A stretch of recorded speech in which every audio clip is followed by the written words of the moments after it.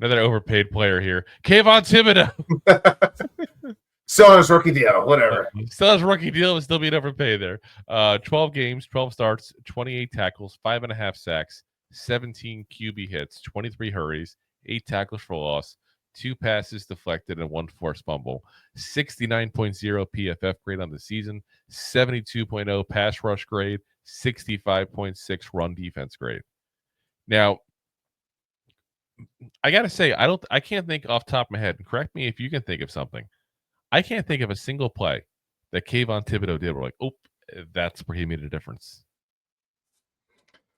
The top of my head, I can't think anything. Even like when we played the Commanders, and you're like, oh, he dominates the Commanders, and that was him last year. He literally had half his sacks against the Commanders and the Jets. It felt like, like that's just where he's at there. But this year, pretty sure he had 5.5 sacks against the Commanders last year. It felt like that. That's for damn sure. But this year, like I said, it just something was not there. Now, what's interesting is last year he had 16 QB hits in 17 games. He had 17 this year. He had more QB hits this year than he did last year, and he went down from 11.5 sacks to 5.5 sacks. In less games. Yeah. So it just tells you part of it is he was also getting to the quarterback and getting the job done. And this time he wasn't quite getting the job done. And we talked about that. Remember years ago, Marcus Golden, that was one of the things we talked about when we let him go. It was like, oh, Marcus Golden can't repeat that. That was a ridiculous, ratio of times he got to the quarterback and he actually got him down to the ground. Well, it looks like Kayvon kind of that similar scenario last year and didn't repeat those kind of results. I mean, I don't want to make it seem like he's a bad player. He's not. I don't think Kayvon is a bad player whatsoever. Let me be very clear on that. I think most teams would take Kayvon Thibodeaux on their roster in a freaking heartbeat.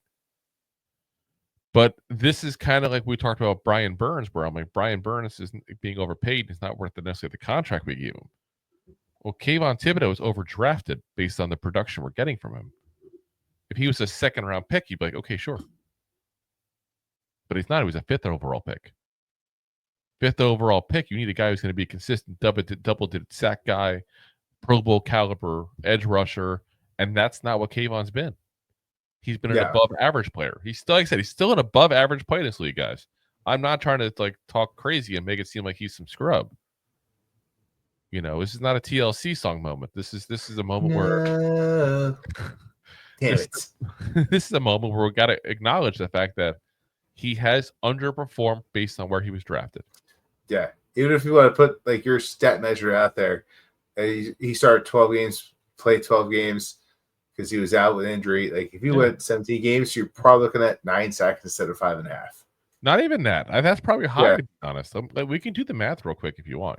We could if you want to. It's somewhere between. It's probably about 3 sacks he would get extra. Let's see, 5.5 divided by 12 times 17. That put him at not even 8, 7.5. We'll call it. And again, that's not a bad season, guys.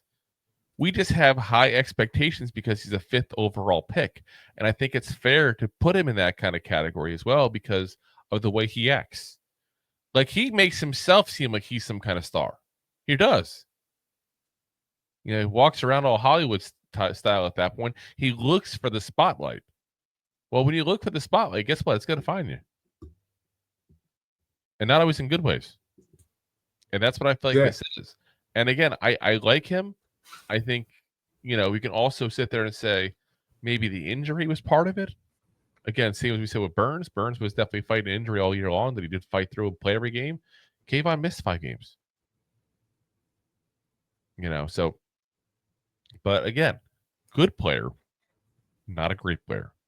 When you pick 5th overall, you're wanting a great player. We don't have a great player.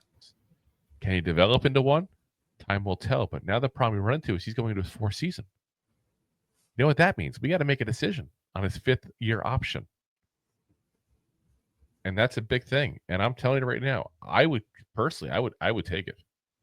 I still would take it. And as much as I'm talking trash here, you'd be silly not to. You would have to take it. Yeah, I mean, it's $16 million is his 5th year option. He's worth it. He's worth. He is a $16 million player. He's not a $20-25 million player, but $16 million. He's worth for it. So, I think they should probably go ahead and take that, but we'll see what they do. It's an expensive position. It's an important position. Yeah. So, Joe Schoen has shown he cares about the importance of drafting and developing talents at those prime positions. The line, the edge rushers, the wide receivers, the corners.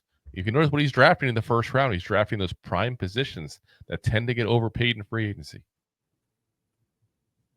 So, to me, it's a slam dunk. Keep him. If you like that clip, then you will love the full episodes too. Find us on your favorite podcast app and look for us on all your favorite social media platforms. Thanks so much. Please, I'm begging you.